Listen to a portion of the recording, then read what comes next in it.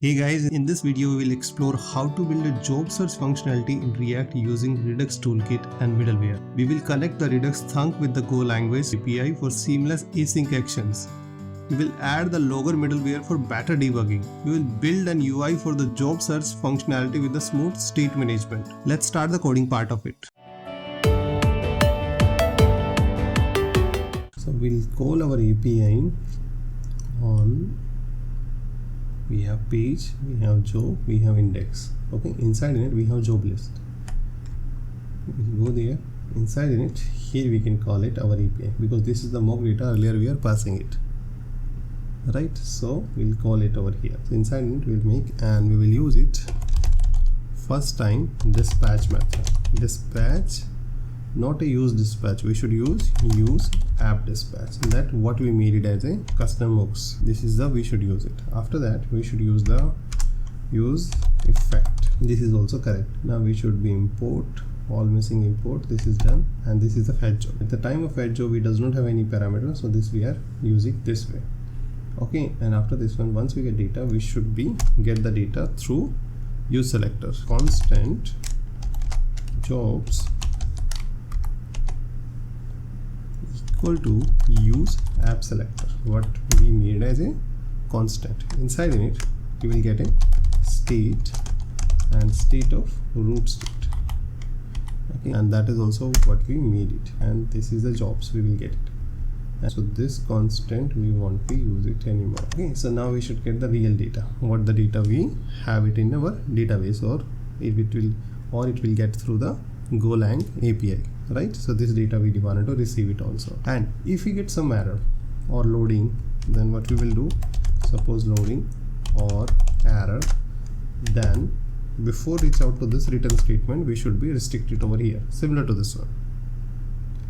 Right, so already we have loader, we should use our own loader also, so we can use it. This is the loader component, already we made it, not from here. So yes, this is there. Now similar to that we should be write down error message also, and this will become over here. If any error will become, it will restrict it over here only. So now let's test it on browser also. So we have network error. Let's see what is the error. We'll go there, connection refused, this is fine. We will go, we'll refresh it. Jobs call is done, that is correct. We got a, what is the, we got fail actually. And what is the reason of fail? Might be the course error could be possible, or might be the server is not running. Yes, so server is not running. So let's run the server of the API also. For Go language app, guys, already I committed all the source code. You guys can check it out in my repository of the Go language service, or I will write down the source link in the video description also. Here we can just write down the error and our API will be live. Now we can go in our applications, the client applications. We will refresh it again and it fetch the data. You can see we have the data, but we got an error. And the reason of error is we are not able to map it. Why we are not able to map? Because it could become data also, right? So let's see it also. We'll see in the Redux, we can go there. We got a fail loading error, that's fine. And we got a payload also. At the time we are getting payload and we are getting data also. You can see full fail is done, and in the state what we are getting error. Okay, let's identify what is the reason of error. So I'm refreshing one more time and we are getting error over here. This is the place. So this jobs is we are not able to get. Might be we are getting something else. Let's put a breakpoint over here. Let's refresh it one more time. And let me put this one actually downside. Okay, over here we can identify. So right now jobs might be won't become by default. It will take some time. So let it become. This is also not coming. This is fine. Might be no. It does not get.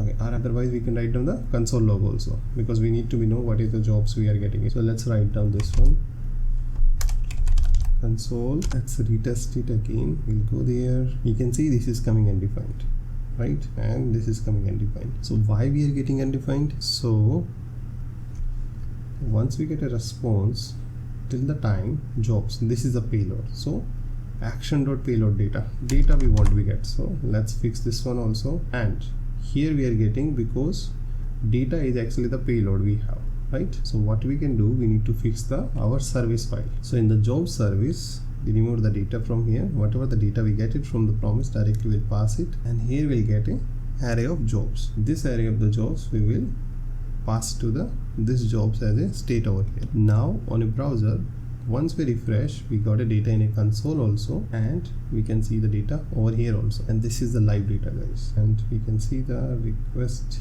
here also.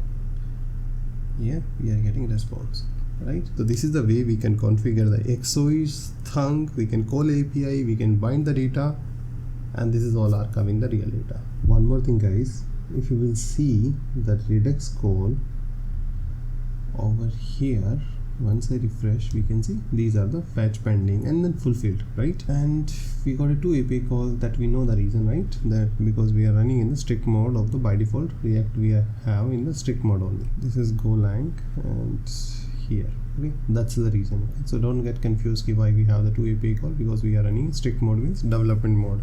Once we actually build it, once we move into production, that we'll get a 1 API call only. The thing is over here, we need to go every time to Redux and identify which API call or which action method is called and what to get the response. So can we write down like this way the console log or something, so that we can easily identify, and we can achieve these things through the middleware. So let's implement this one. So first, let me remove this console log because that is not required as of now. So this is done. Now we need to write down the middleware, and middleware we will write down here only, guys. Here we'll define a middleware. You can make any file name middleware. Here we'll do the 2 functions. One is export constant error middleware. If some error will become, then what we wanted to do, we can define it over here, and here we can write down middleware. Middleware is the type that we will get through the Redux Toolkit, and here we should have 1 functions. This is correct, and we can write down logic inside in it. Here we can write down dispatch also. Means if we get some error, then if we wanted to dispatch something, then we can use dispatch of this one also. Okay, if we have something. Another thing is we can define export constant logger middleware. This is correct, and we can define over here.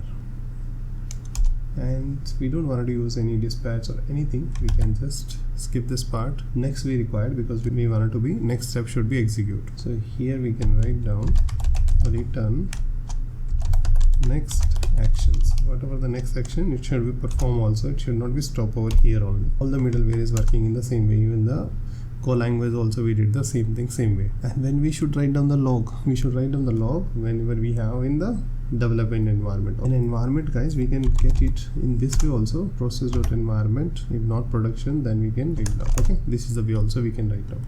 Or what I told you, the meta environment also, that way also we can extract it also. You can try it both the way. So whichever you feel it comfortable, that we can use it. Here we'll write down in this way. Okay, so this is the, we have actions, and in this actions any type will be get it, or store. Store means whatever the store we already have, that we need to import from here. Actions, we need to give some types. So right now I'm just giving any. Okay, means any type of action could become whatever the type we will get, we will receive it over here. So this middleware we wanted to integrate. This middleware we will integrate later on once we actually write down the error related thing into the store.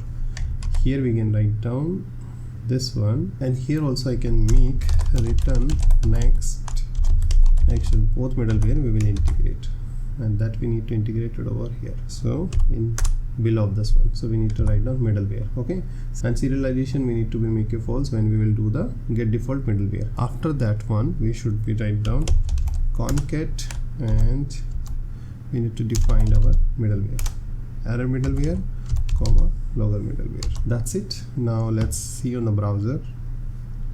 We don't want any breakpoint. We'll go there, we'll refresh it. Now we can see all the logs is coming, and this is how it is coming due to this grouping. We have console.group, console.info, group, and okay, in console also while writing down we can write down grouping also, the pending. Okay, at the time what we had it, we can get it all the informations. We have loading true, error null, whenever fulfilled, what the payload or what the data we get it into action. So what is it? Grabbing actions. So before executing or before actually reach out to action to the store, or before action work with the slice, it will grab that one, it will write down the log. So any kind of middleware guys, we can use it also. And right now we are using 3 middleware. One Thunk, that is default inside in it, we are using it. Another one we are using logging and error handling. Error handling we will write down later on also. So this is all about the how to use the middleware. Next one, we need to do the filter functionality. Whenever the user will type something or choose any location or job type,